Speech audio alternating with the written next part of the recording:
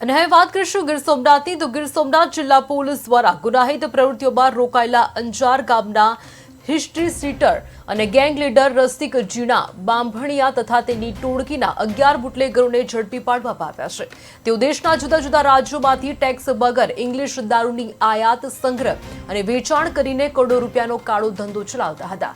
ઉના તાલુકાના ગ્રામ્ય વિસ્તારોમાં દારૂના દોરડા અને તપાસ બાદ મોટા દારૂના નેટવર્ક અને તેની પાછળના છત્રછાયા વિશે શંકા ઊભી થઈ હતી। ક્રાઇમ બ્રાન્ચ ટીમે સઘન તપાસ બાદ ગેંગના 11 શખ્સોને ઝડપી પાડીને કાળું નાણું એકઠું કરનાર ગુના સંકળાયેલા ટોળકી વિરુદ્ધ કાર્યવાહી શરૂ કરી છે। આ મામલે ઉના પોલીસ સ્ટેશનમાં 13 શખ્સો સામે ગુનો નોંધાયો છે અને વધુ તપાસ હાથ ધરી છે।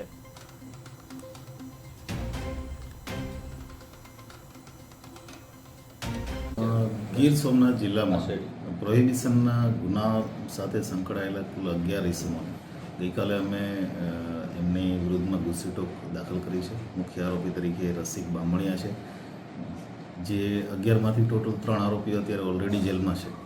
એ સિવાયના બાકીના જે આરોપીઓ છે એમાંથી એકને બાદ કરતાં તમામને અમે અરેસ્ટ કર્યા છે। ગીર સોમનાથ જિલ્લાના આરોપીઓ છે, અમરેલી જિલ્લાના એક આરોપી છે, એક દીવના પણ આરોપી છે।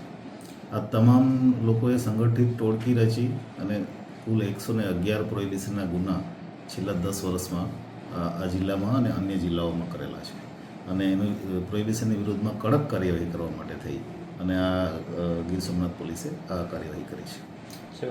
અમે 11માંથી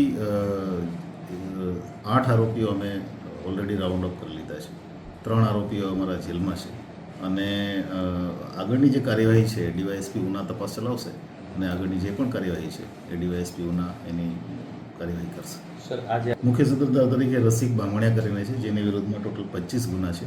એ અત્યારે જેલમાં છે 376ના કેસમાં અને એ મુખ્ય સૂત્રધાર આ બધાના ગેંગ લીડર તરીકે કામ કરતા।